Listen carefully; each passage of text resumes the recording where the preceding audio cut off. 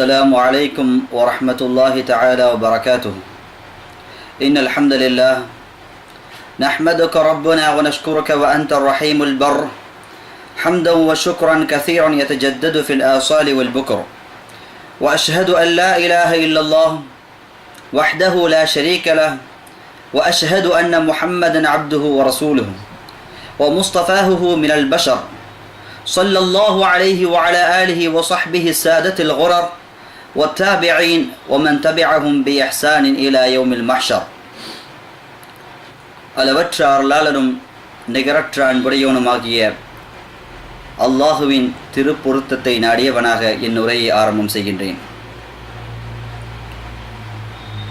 முதலாவதாக இஸ்லாத்தின் காணிக்கையான இனிய சலாத்தை தெரிவித்துக் கொண்டு என் உரையை ஆரம்பம் செய்கின்றேன். அஸ்ஸலாமு அலைக்கும் வரஹ்மத்துல்லாஹி தஆலா வபரகாத்துஹு.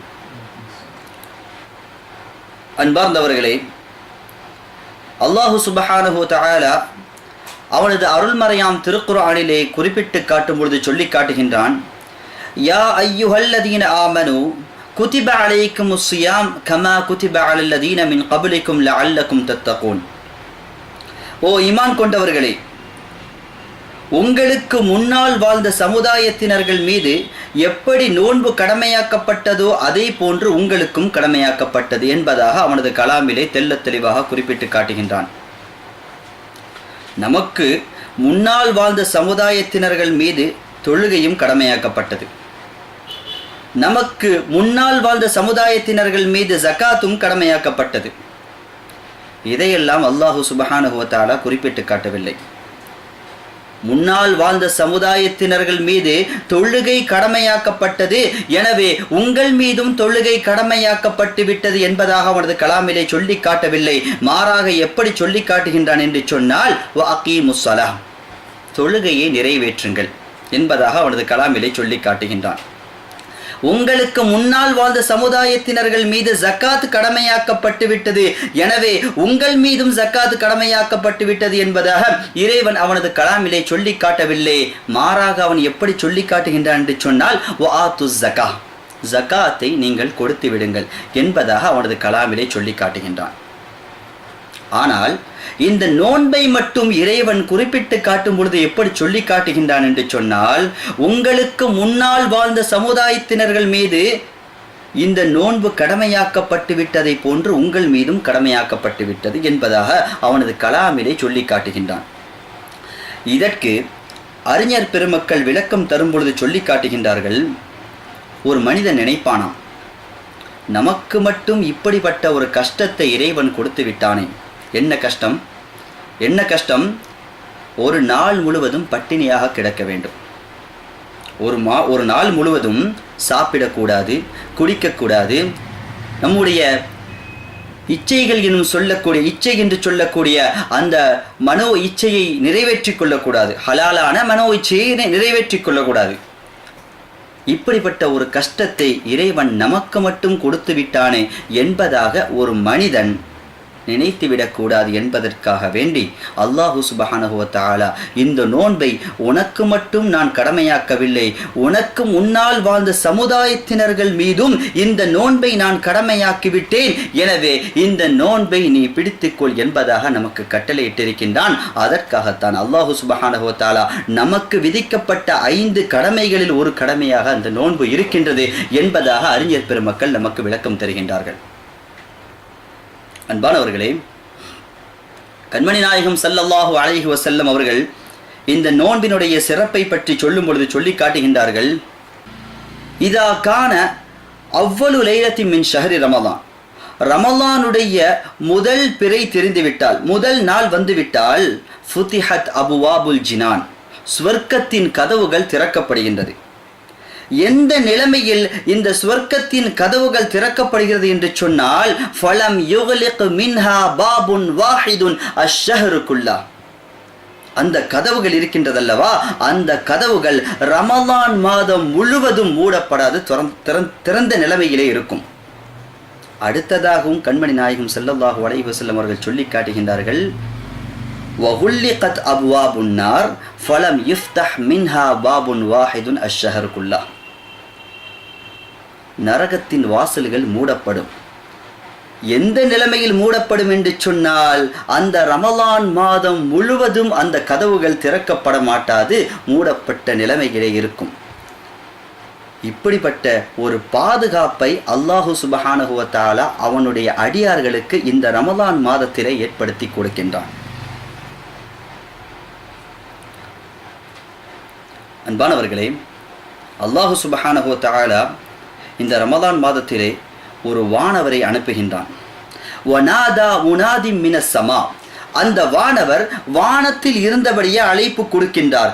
எப்படி அழைப்பு கொடுக்கின்றார் என்று சொன்னால், யா பாகியல் கைர், யா பாகியல் கைர், ஓ நன்மையை தேடக்கூடியவர்களே, வ அப்ஷிர், சுப செய்தியை பெற்றுக் கொள்ளுங்கள். உங்களுடைய தேவையை நீங்கள் அதிகப்படுத்திக் கொள்ளுங்கள், உங்களுடைய அந்த இபாதத்துகளை நீங்கள் அதிகப்படுத்திக் கொள்ளுங்கள் என்பதாக சுப செய்தியை சொல்லிக்கொண்டே இருக்கின்றார். அதே போன்று இன்னொரு விஷயத்தையும் சொல்கின்றார்கள். யா பாகிய ஷர், யா பாகிய ஷர், ஓ இந்த ரமலான் மாதத்திலும் நீங்கள் பாவத்தை தேடக்கூடியவர்களே, உங்களுடைய பாவங்களை நீங்கள் குறைத்து கொள்ளுங்கள், நீங்கள் விழித்துக் கொள்ளுங்கள், எச்சரிக்கையாக இருந்து கொள்ளுங்கள் என்பதாக அந்த வானவர் அழைப்பு கொடுத்து கொண்டே இருக்கின்றார். மீண்டும் அந்த வானவர் சொல்கின்றார், ஹல் மின் முஸ்தக்ஃபிரீன் யுக்ஃபரு லஹ், அல்லாஹ்விடத்திலே நீங்கள் பாவ மன்னிப்பு தேடக்கூடியவர்களாக இருக்கின்றீர்களா? அவன் மன்னிக்கக்கூடியவனாக இருக்கின்றான். ஹல் மின் தாயிபின் யதூபுல்லாஹு அலைஹி, அவனிடத்திலே தௌபா செய்யக்கூடியவர்களாக இருக்கின்றீர்களா? அந்த தௌபாவை ஏற்றுக்கொள்ளக்கூடியவனாக இருக்கின்றான். ஹல் மின் யுஸ்தஜாபுலா, ஹல் மின் தாயின் யுஸ்தஜாபுலா, நீங்கள் அவனிடத்திலே கேட்கக்கூடியவர்களாக இருக்கின்றீர்களா? அந்த தேவையை பூர்த்தி செய்யக்கூடியவனாக இறைவன் இருக்கின்றான் என்பதாக அவர்கள் அந்த வானவர் அழைப்பு கொடுத்து கொண்டே இருப்பார் என்று கண்மணி நாயகம் ஸல்லல்லாஹு அலைஹி வஸல்லம் அவர்கள் நமக்கு சொல்லித் தருகின்றார்கள். அன்பார்ந்த சகோதரர்களே, இந்த புனிதமான ரமலானுடைய மாதம் இருக்கின்றதல்லவா, இந்த ரமலான் மாதத்தினுடைய ஒவ்வொரு இரவிலும் அல்லாஹு சுப்ஹானஹு வ தஆலா தன்னுடைய அடியார்களின் மீது கருணை காட்டும் முகமாக 60,000 நபர்களை ஒவ்வொரு இரவிலும், ரமலானுடைய ஒவ்வொரு இரவிலும் 60,000 நபர்களை நரகத்தில் இருந்து விடுதலை செய்கின்றான். அவனுடைய கருணையின் காரணமாக 60,000 நபர்களை நரகத்திலிருந்து விடுதலை செய்கின்றான். அந்த 60,000 நபர்கள் எப்படிப்பட்ட நபர்கள் என்று சொன்னால், நரகத்திற்கு சொந்தமானவர்கள். அல்லாஹுவால் இவர்கள் நரகவாசிகள் என்று எழுதப்பட்டவர்கள். அவர்களை அவனுடைய கருணையின் காரணமாக அந்த நரகத்திலிருந்து ஒவ்வொரு இரவிலும் 60,000 நபர்களை விடுதலை செய்து கொண்டே இருக்கின்றான். ஃபைதா கான யௌமல் ஃபித்ர், ரமலானுடைய 30 நாட்கள் முடிந்துவிட்டது. ரமலானுடைய 30 நாட்கள் முடிந்துவிட்டது. அதன் பிறகு வரக்கூடிய அந்த பெருநாள் தினத்திலே அல்லாஹு சுப்ஹானஹு வ தஆலா அவனுடைய கருணையின் காரணமாக 60,000 30 மடங்காக லட்சக்கணக்கான கோடிக்கணக்கான நபர்களை அவனுடைய கருணையின் காரணமாக அல்லாஹு சுப்ஹானஹு வ தஆலா விடுதலை செய்கின்றான். அன்பார்ந்த சகோதரர்களே, பெருமானார் ஸல்லல்லாஹு அலைஹி வஸல்லம் அவர்கள் சொல்கின்றார்கள், அபூ சுஊதுல் கிஃபாரி ரலியல்லாஹு தஆலா அன்ஹு அவர்கள் இந்த ஹதீஸினை அறிவிக்கின்றார்கள். லவ் யஅலமுல் இபாது மா ரமலான் லதமன்னத் உம்மதி அன் தகூன ஸனது குல்லுஹா ரமலான். அபூ சுஊதுல் கிஃபாரி ரலியல்லாஹு தஆலா அன்ஹு அவர்கள் இதனை சொல்கின்றார்கள், நாங்கள் ரமலானுடைய முதல் பிறையை பார்த்தோம். அந்த ரமலானுடைய முதல் பிறையை கண்டவுடனே எங்களுடைய மனதிலே ஆனந்தம் அதிகமானது.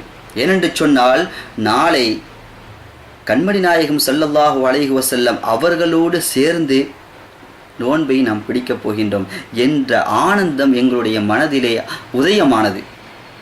அந்த நேரத்திலே கண்மணி நாயகம் ஸல்லல்லாஹு அலைஹி வஸல்லம் அவர்கள் எங்களை பார்த்து நசீஹத் செய்தார்கள்.